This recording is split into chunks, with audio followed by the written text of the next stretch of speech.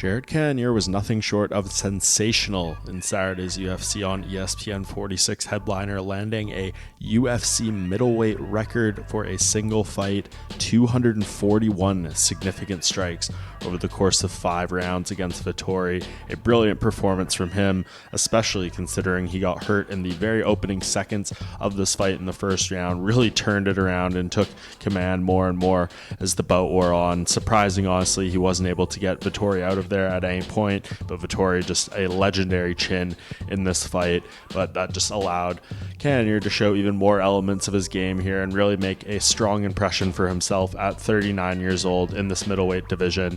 He's in an interesting spot, right? Because he did work his way to a title shot before. He fought Israel Adesanya in a very forgettable, lackluster main event that had a lot of criticism around it towards Cannonier and Adesanya for how they both performed there, but this just seemed like a different version of this guy in this fight. He is evolving, he is getting better, but even with this performance, I'm hard-pressed to think a lot of people are going to be knocking down the door for him to run it back with Adesanya. I think he's going to need at least one more, maybe 2 more of these types of performances if he wants to make himself undeniable in this division, and even then, I think it's going to be a tricky path for him as long as Izzy is still holding that belt. Nothing really makes clear-cut sense for him. Of course, at the top of this division, Adesanya waiting likely on the winner of the UFC 290 fight between Robert Whittaker and Dricus du Plessis.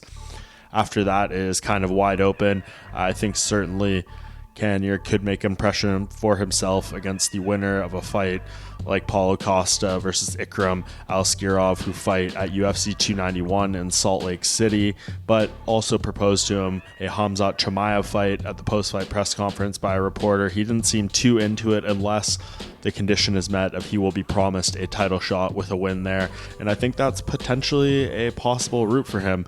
Of course, we don't know who Chimaev is going to be fighting later this year when he likely returns in Abu Dhabi at UFC 294. Be a huge win over Chimaev, would do a lot for his stock, would steal the hype, so to speak, for his favor. A couple options on the table for Cannonier coming off here. Nothing super obvious, but it's probably going to be a wait and see game for him at this point.